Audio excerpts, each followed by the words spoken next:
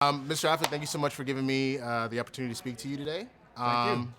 First of all, I'm actually an Oxy grad, so Are you really? yeah, I am. No so kidding. I just, I wanted to just ask you, like, I know you were there for a year and a half, and then you were Yeah. off to being a superstar.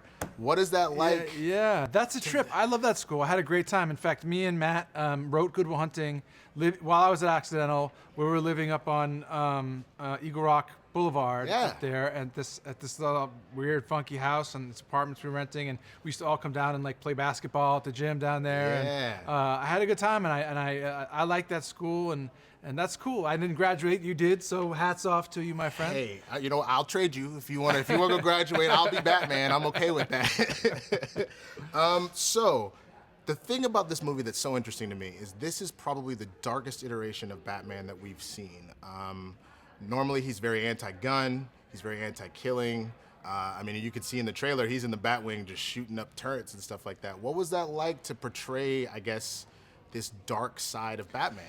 I thought it was what was kind of drew me to the part. It was still Batman, but definitely you're right on the periphery of kind of the spectrum of Right. of what's like considered Batman, I guess. And and his that like kind of level of anger and darkness, and that we're coming into this character when he's sort of pushed right up against the edge of probably what's morally acceptable and maybe even gone over it. Right.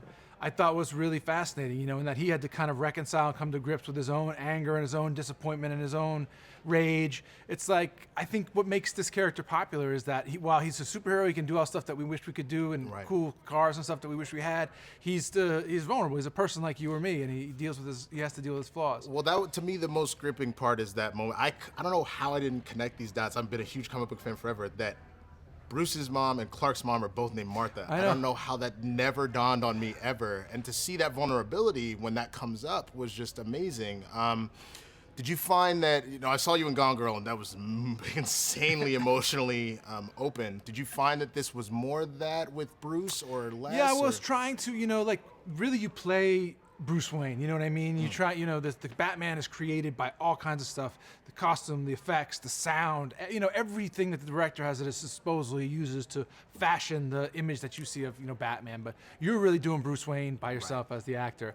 And hopefully you're putting in the audience's mind, that character so that they can project that onto this thing they see wearing this suit. And so it was important to me that we see like his humanity, and that like he's, even when he's living as Bruce Wayne and he's like going to these like underground fights, or like having like one woman in his bed after another, or whatever it is, that he's restless and searching and still broken, and still, even as Bruce Wayne, trying to fill the hole left in his life from his parents' murder. And I thought that would be an interesting way to kind of pull audiences into empathizing with him. No, I completely agree with that. All right, so real quick, last little quick lightning round is Batman versus Superman. I got some verses for you. I'm just All going right. to 5 quick questions. All right, Krav Maga versus Taekwondo. Krav Maga. Okay, beach versus mountains. Beach. Okay, $1 billion versus the ability to fly. Fly. Okay, football versus basketball. Football. All powerful, all knowing. All knowing. All right, thank you, Mr. Affleck.